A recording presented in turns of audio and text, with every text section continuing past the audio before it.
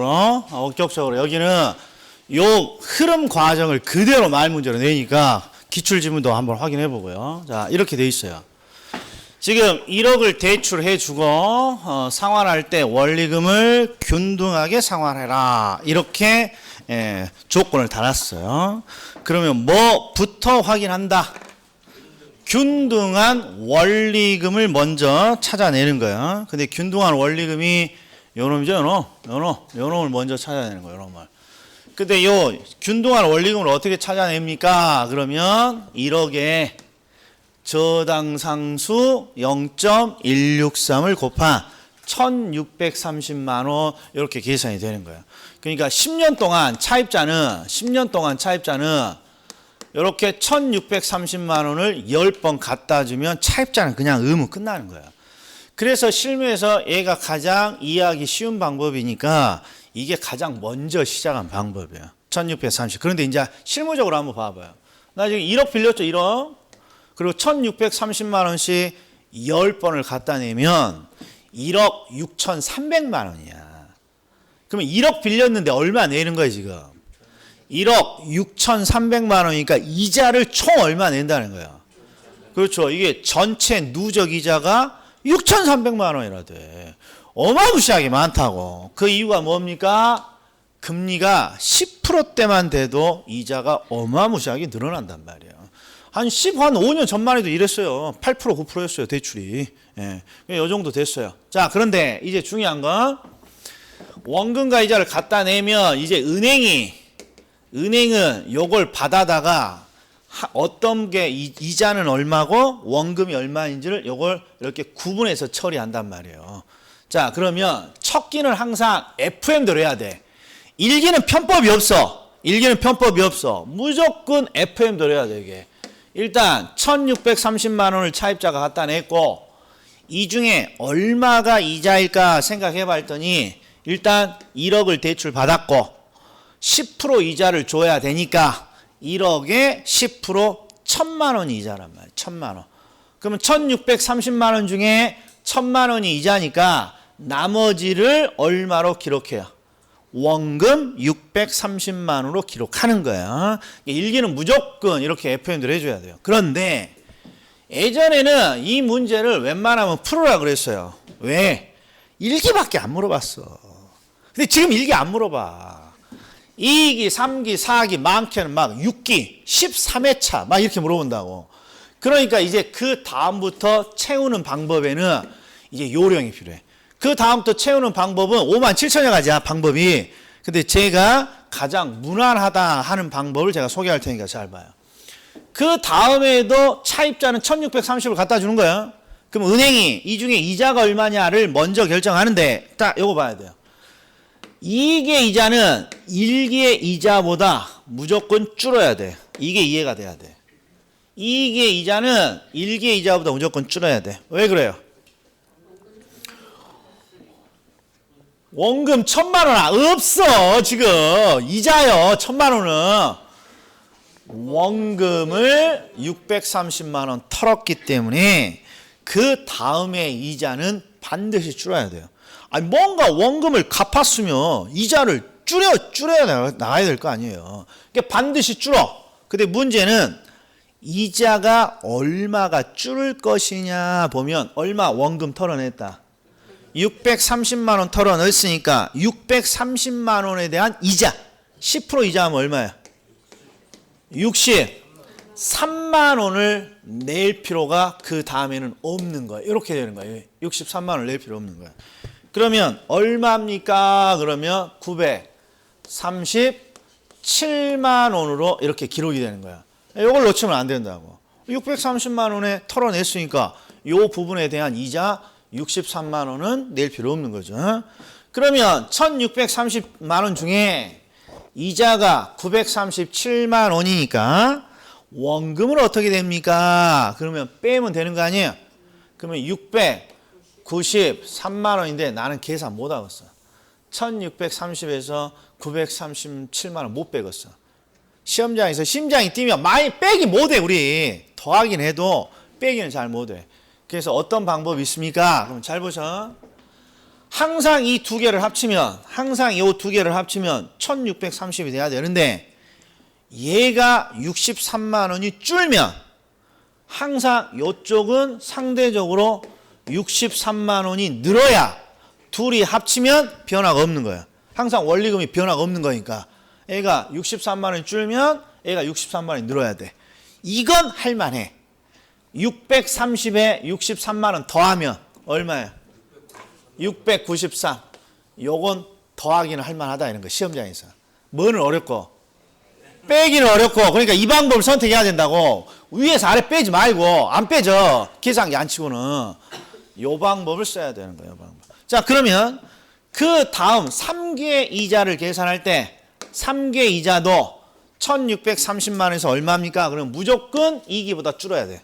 2기보다. 얼마가 줄여야 됩니까? 원금을 또 693만 원 털어냈어.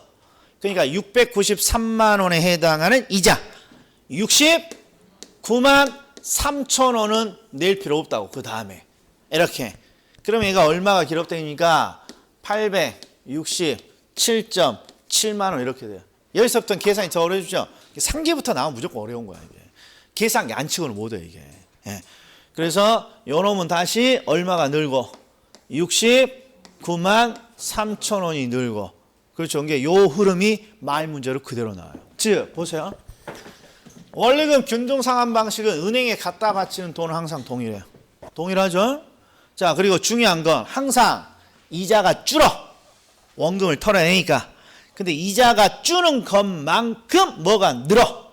원금이 늘게 돼 있단 말이에요. 왜? 두 개를 합치면 항상 일정 금액이 나와야 되니까. 한쪽이 줄면 한쪽이 늘어야 돼요. 자, 그러면 이게 말 문제로 어떻게 나옵니까? 이렇게 나와요. 자, 이제 오른쪽에 있는 기출인데 봅시다.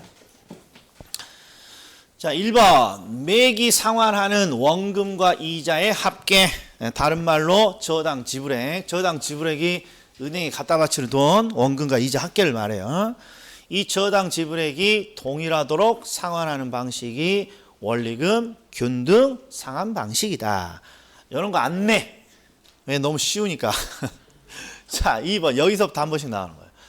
원리금 균등 상환 방식은 매기 지급하는 원리금 상환액은 동일하지만 원리금 중에서 원금과 이자가 차지하는 비중은 상환식에 따라 달라진다. 즉 다른 말로 원금과 이자는 항상 달라진다라는 뜻이야.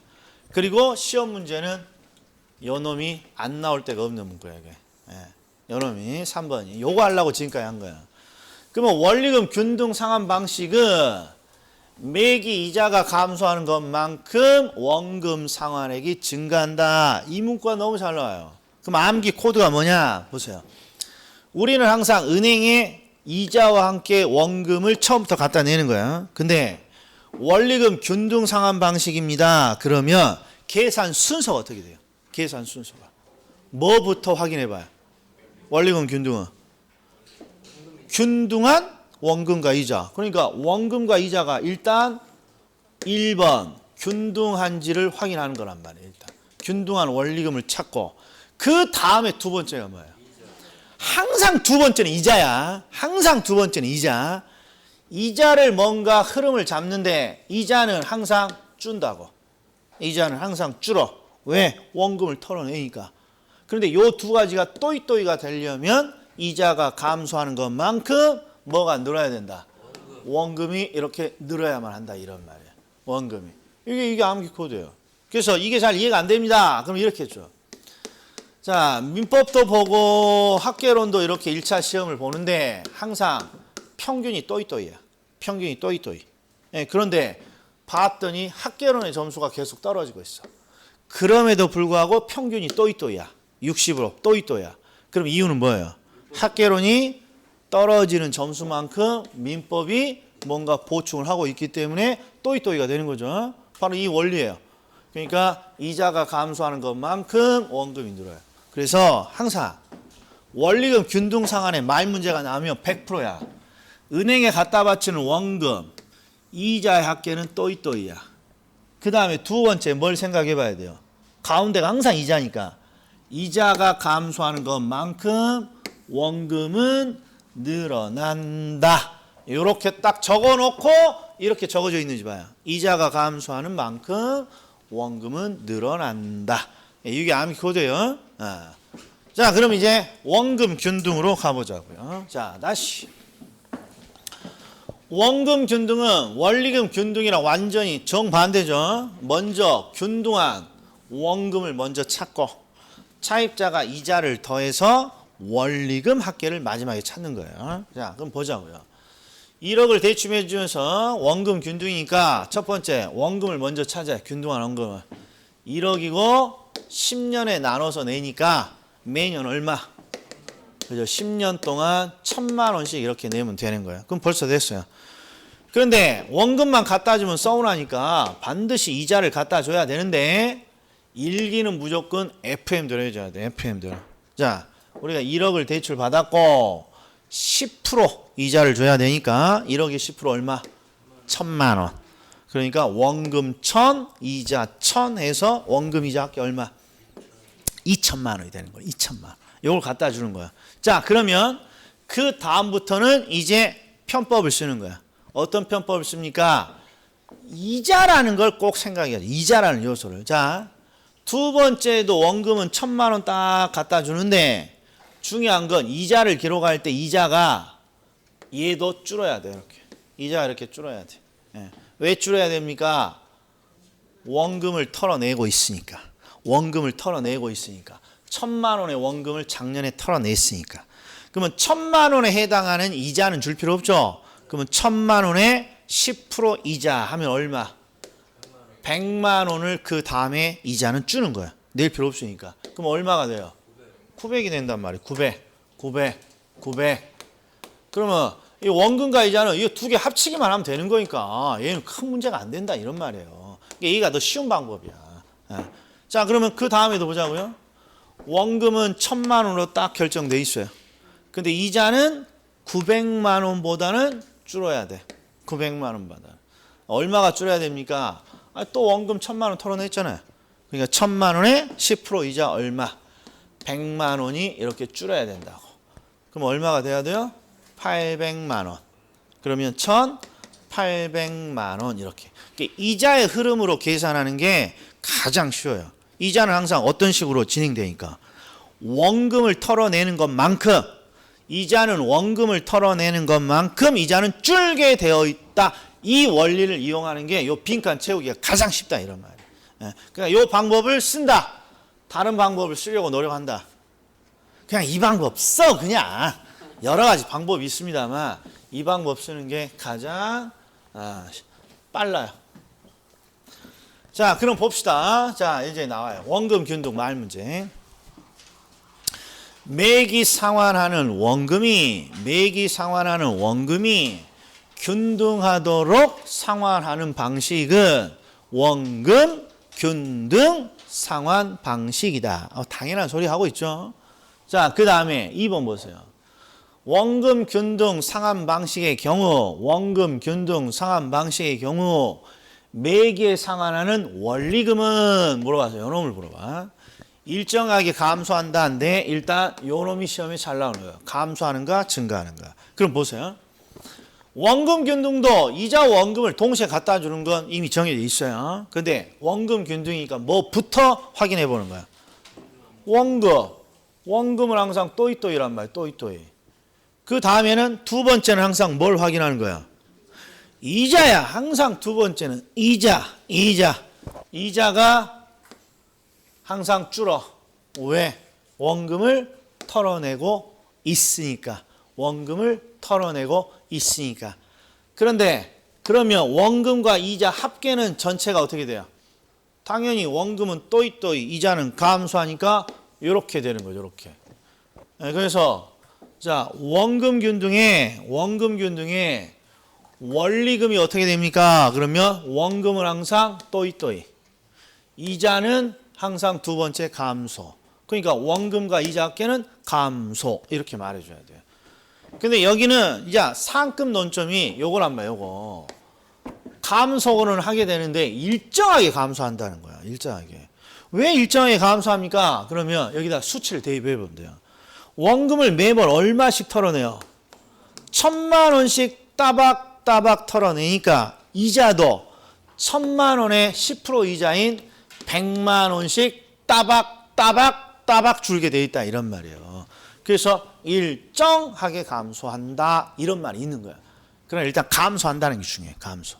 그 다음에 3번 대출 잔액이라고 되어 있어요. 원금 균등의 대출 잔액은 당연히 줄겠죠. 잔액은 원금을 상환하고 난 나머지 금액인데 원금을 털어내니까 잔액은 줄어요. 그러니까 얘는 요게 중요한 게 아니라 요게 중요해요. 요게 여기는 1,000만 원씩 털어내니까 잔금은 매번 얼마씩 준다. 1,000만 원씩 준다. 이게 포인트. 1,000만 원씩 준다. 그러니까 일정 금액이 준다. 됐다? 뭐 별거 있다 없다? 없어. 그러니까 이거 포기하지 말고 그냥 쭉 이렇게 계산 한 번만 해보시라는 거야. 이자의 흐름으로. 이자의 흐름으로. 자, 그 다음에 체증식. 체증식은 이게 계산의 흐름이 있는 게 아니에요. 어떻게 산정하냐? 그럼 이렇게 하는 거예요. 자, 우리가 조금 이따 비교를 하겠습니다만 우리 방식 중에 가장 무난한 방식이 원리금을 균등하게 상환하는 방식이 가장 무난해요. 이게 왜 무난할 것 같아요? 원리금 균등 방식이?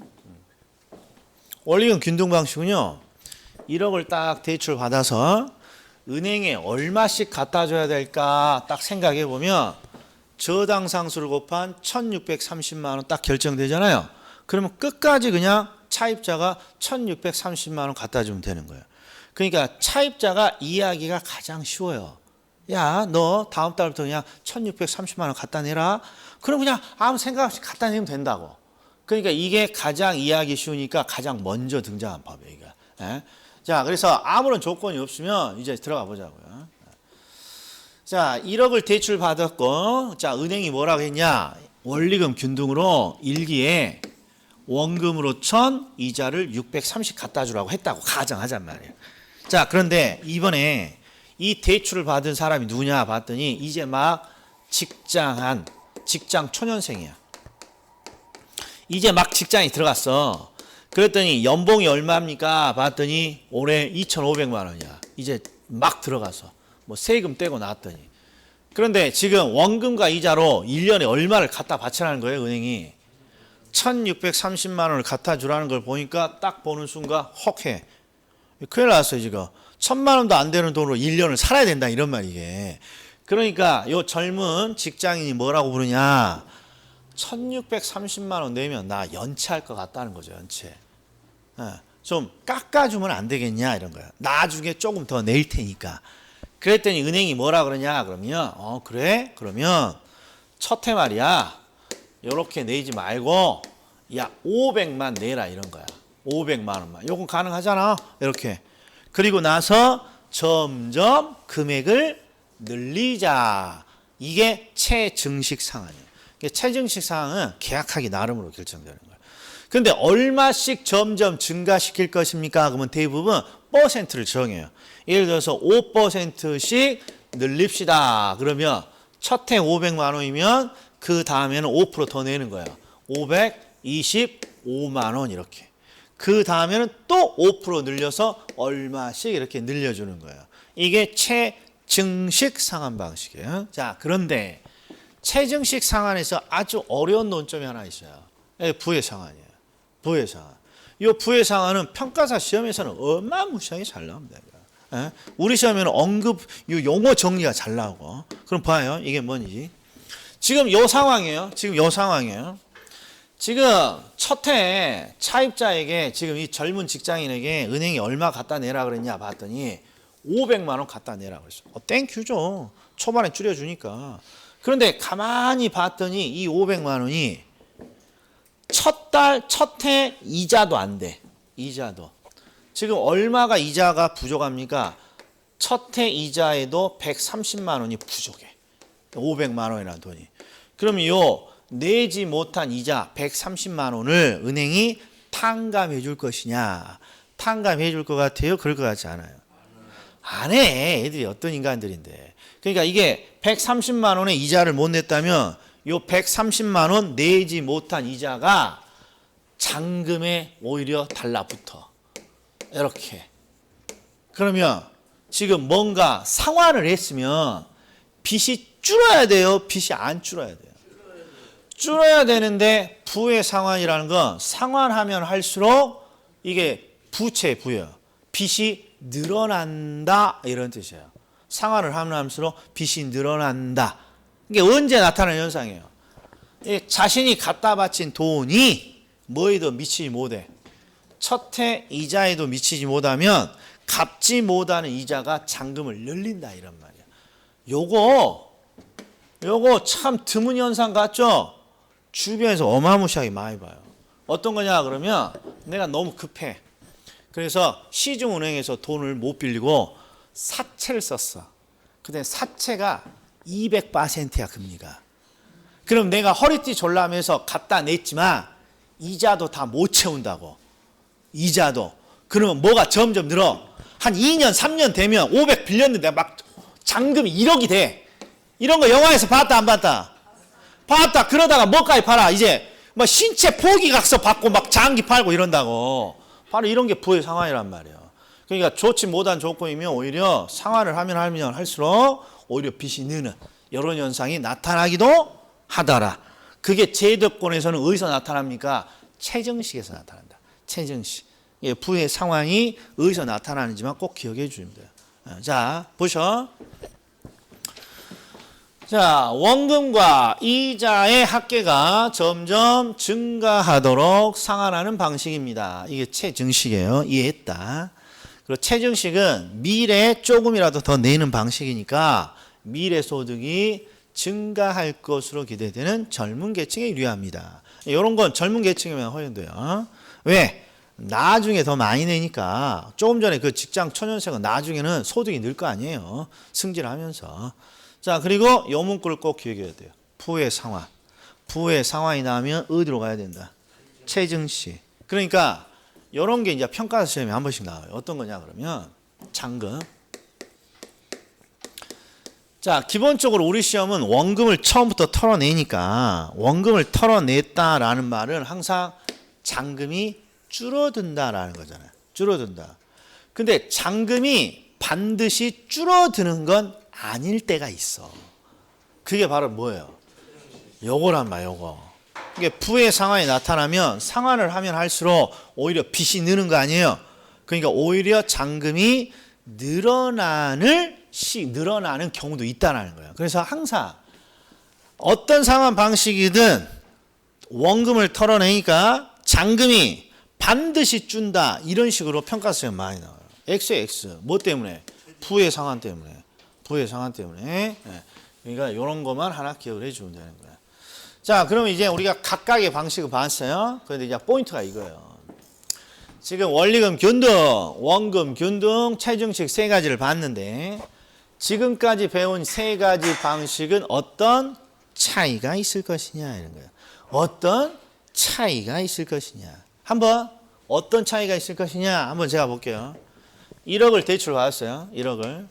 그런데 나는 은행에 이자를 갚는 거예요? 원금을 갚는 거예요? 잘 결정해 줘. 원금을 갚는 거예요. 원금을. 근데 원금을 다 갚지 못하니까 그에 해당하는 이자를 추가로 주는 거지. 이게 대출의 상환은. 그러니까 이자라는 요소는 내가 갚지 못한 돈에 대해서 책정되니까 자동적으로 결정되는 거고 항상 우리가 돈을 갚을 때는 이자가 아니라 원금을 갚는 거라고. 그래서 대부분 차입자가 어떤 생각을 할 수 있냐 그러면 두 번째요. 첫 번째, 원금을 빠르게 갚아볼까? 이렇게 생각을 하거나 너무 힘들어. 원금을 천천히 갚았으면 이렇게 두 가지 경우예요. 이게 우리가 빚을 갚을 때 빚 빨리 갚아보자 이거라. 뭐 하려고 빚 갚으냐 힘들게 천천히 갚자. 이 두 가지 경우란 말이야 이게. 그러니까 항상 기준이 뭐냐. 가장 무난한 방식이 원리금을 균등하게 상환하는 방식이 가장 무난한 기준이에요. 그런데 차입자가 어떤 생각을 하냐. 이번에 대출 받아서 부동산 산 김에 허리띠 졸라매서 정말 원금을 빠르게 한번 갚아보자. 이 방식보다. 이렇게 생각할 때가 있어요. 그렇게 해서 탄생한 방식이 무엇입니까? 이게 원금 균등상환 방식이에요. 이게 이 원금 균등상환 방식은 왜 만들어졌습니까? 그러면 차입자가 나 원금을 빨리 갚고 싶다라는 요구에 맞춰서 만들어진 거예요. 그러니까 증거를 대보면 이거 보세요. 지금 원리금 균등상환 방식에서 뭐만 딱 보냐 그러면 원금만 딱 보셔. 첫 해 원금 얼마 상환해요? 원리금 균등은 630만 원 원금을 털어내는 거죠. 원리금 균등은. 그런데 원금 균등은 원금이 여기 있죠. 얼마 털어내요? 1000만 원. 그러니까 원금 균등 방식은 원금을 빠르게 갚기 위해서 만든 방식이에요. 원금을 빠르게 갚는 방식이에요. 원금을. 그러니까 이 사람이 야 뭔가 원금을 좀 빠르게 갚아볼 거야. 그러면 어떤 방식을 선택하는 거예요? 원금 균등 상환 방식을 선택하면 자연스럽게 원금이 빠르게 상환되는 거예요. 대신 뭐는 들어? 힘은 들어. 힘은. 그런데 원금을 천천히 갚겠습니다. 그러면 당연히 초반에 적게 갚고 나중에 많이 내는 이게 최정식이고. 이게 요 특징이 있어야 돼요. 항상 기준은 어떤 방식? 원리금 균등이 딱 기준이고 원리금 균등에 비해서 나 조금 더 빠르게 갚을란다. 그러면 원금 균등을 선택하는 거고 나 천천히 갚겠다. 힘들어 죽겠다. 그러면 최증식을 선택하는 거예요. 최증식은 요 뉘앙스를 기억하셔야 돼. 자, 그럼 이제 시험에 뭐가 어렵습니까? 이게 어려워서 포기하는 거라고. 이게 뭐라고 돼 있어요? 세 가지 상환 방식의 비교. 그러니까 지금 세 가지 상환 방식이 원리금 균등도 있고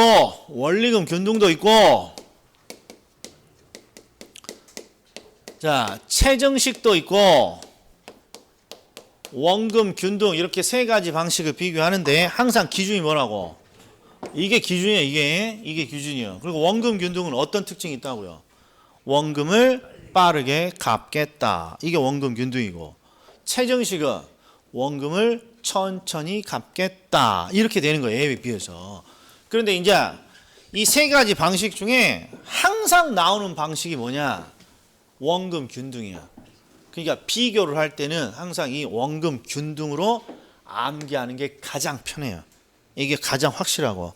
그래서 우리 88페이지 왼쪽에는 뭐 그림도 있고 꺽쇠도 있는데 이딴 거 필요 없고 오른쪽에 그 네 번째 박스에 보면 상환 방식의 비교라고 돼 있죠. 요거 한번 보자는 말이에요. 자, 요런 거예요. 물어보는 게. 상환 초기 1번, 2번, 3번은 다 초기를 물어봤어요. 그러면 초기 그냥 귀찮으니까 다 일기라고 해. 그냥 일기 이게 첫 번째 연이네. 일기. 자, 일기에 첫 해 상환 초기 일기에 원금의 크기가 은행에 갖다 바치는 원금의 크기가 어떻게 됩니까? 그러면 항상 우리는 요것으로 암기야. 원금 균등으로. 원금 균등은 원금을 보다 빠르게 많이 기초부터 갚는 방식이니까 항상 원금 균등이 초기에 원금의 크기는 가장 많다. 이건 이 연상이 되는 거예요. 원금을 빠르게 갚으니까 원금을 많이 내는 방식이죠. 초기에. 자, 그 다음에 두 번째. 초기에 불이백을 물어봤어요. 불이백은 은행에 갖다 바치는 돈이죠. 갖다 바치는 돈 두 가지잖아요. 원금과 이자. 이 중에 뭐가 많아? 원금 균등이. 원금을 많이 갖다 낸다고. 원금을. 그러니까 당연히 원금 플러스 이자도 네가 제일 많은 거란 말이에요. 이게. 원금을 제일 많이 갖다 내니까 당연히 원금 플러스 이자도 제일 많게 되는 거예요. 원금이 크니까. 이렇게 얘는 연상하는 거예요. 다시 원금 균등은 기초부터 원금을 빠르게 많이 상환하는 방식이에요. 그러니까 원금의 크기를 물어보면 원금 균등이 가장 많다. 그 다음에 원금 플러스 이자 전체 금액을 물어봐도 얘가 제일 많다. 이렇게 되는 거예요. 그런데 잔금이야.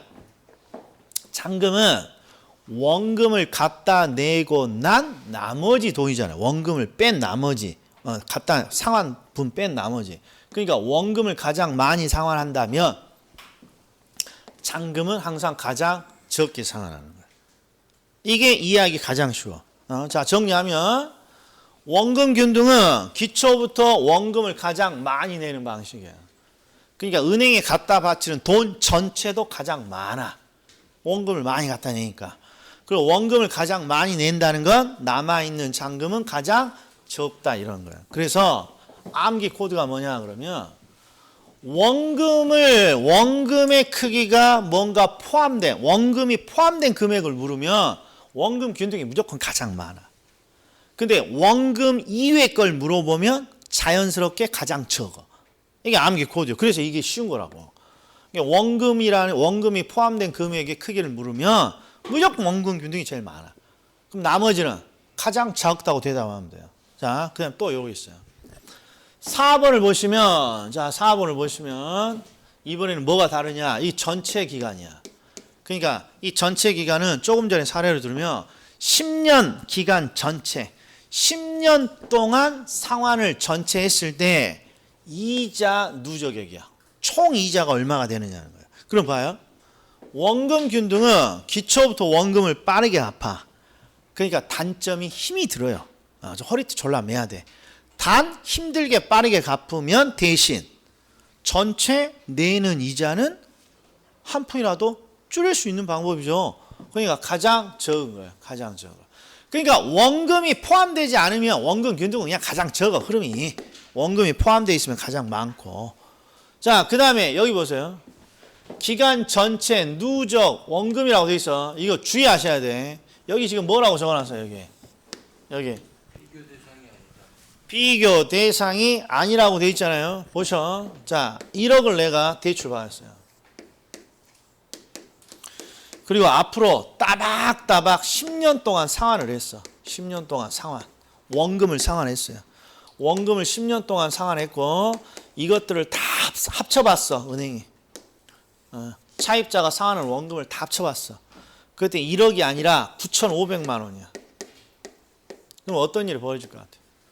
1억을 대출 받았는데 차입자가 10년 동안 상환한 원금 상환액이 1억이 아니라 9,500만 원이야. 그럼 어떤 일이 벌어질 것 같아? 은행이 그렇죠. 빨간 딱지 들고 그렇죠. 법원 명령장 들고 찾아온다고 500만 원 좋은 말 할 때 내놓으라고.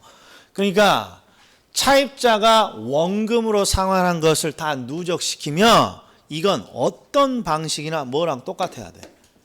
대출을 받은 금액이랑 똑같아야 되는 거예요. 1억을 대출 받았으면 원금을 갚았으면 전체 합이 1억이 돼야죠. 그러니까 얘는 비교 대상이 아니야. 누가 많고 적고 할 게 없어요. 1억 받았으면 1억 다 돼야 되고 2억 받았으면 2억 딱 돼야지. 그러니까 이건 비교 대상이 아닌 거예요. 주의. 자, 그럼 이제 이런 걸 어떻게 해결합니까? 그럼 보셔. 요것 때문에 지금 하는 거예요. 자, 요 상환 방식의 비교 문제가 나오면 항상 헷갈린단 말이에요. 왜 그러냐? 일단 방식이 두 개가 나와. 원금 균등, 원리금 균등. 원리금 균등, 원금 균등. 그런데 항상 왜 헷갈리냐? 1번은 원금 균등이 먼저 나왔어. 2번 지문은 원금 균등이 또 뒤쪽에 나왔어. 그러니까 이제 머리가 막 복잡해 버려. 그러니까 해결하는 가장 쉬운 방법은 우리는 어떤 방식으로 암기를 했어요? 원금 균등. 그러니까 아무 생각 없이 원금 균등에다 항상 동그라미 쳐.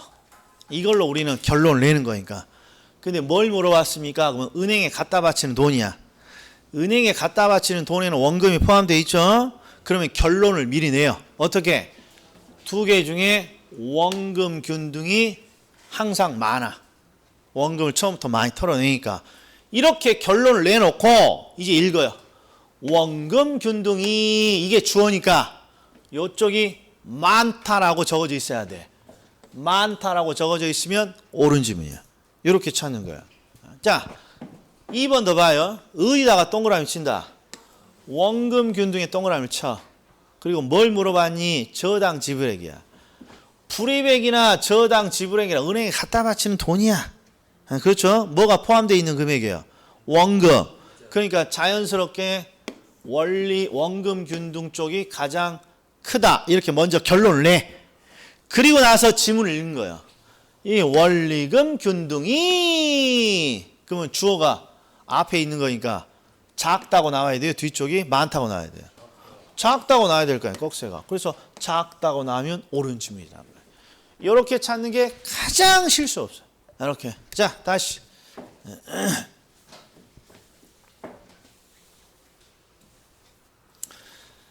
자, 항상 어떤 거에다 동그라미 친다고?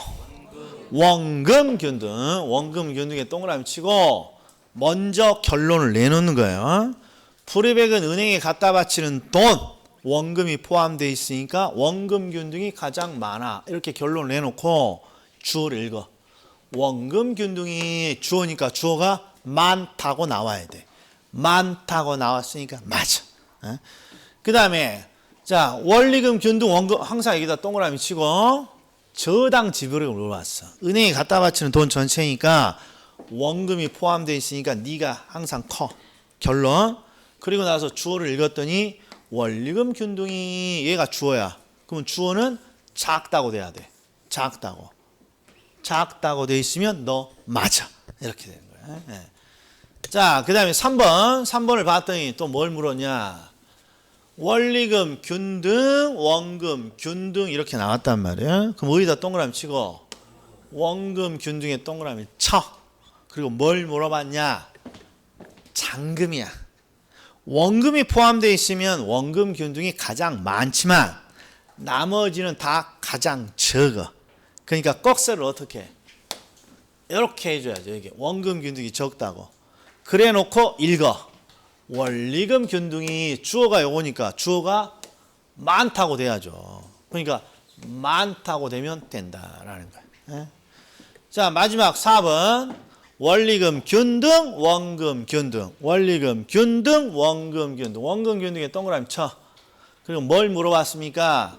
상환기간 전체의 누적 이자에. 자, 항상 원금, 균등은 기초부터 원금을 빠르게 갚으니까 힘은 들지 마. 전체 이자 금액은 줄일 수 있다. 그러니까 항상 요놈이 가장 적어. 결론을 내놔. 그리고 주어를 읽었더니 원리금, 균등이 이게 주어야. 주어가 이번에는 많다고 나와야 돼. 주어가 많다고. 주어가. 그러니까 보다 많은 방식입니다. 그러면 옳은 질문이야. 자, 일부러 여러 가지 형태가 있습니다만 대표적으로 연습하라고 딱 4개 넣어놨어. 1, 2, 3, 4. 이것만 안 놓치면 돼. 이것만. 그래서 정리를 하면 항상 원금, 균등은 은행의 원금을 가장 빠르게 상환한다. 그러니까 은행에 원금이라는 금액이 포함되면 가장 많고 나머지 애들은 원금, 균등이 가장 적다. 딱 이렇게만 해석해 주면 된다. 됐다? 그러면 끝난다. 이런 거. 10분 쉬겠습니다.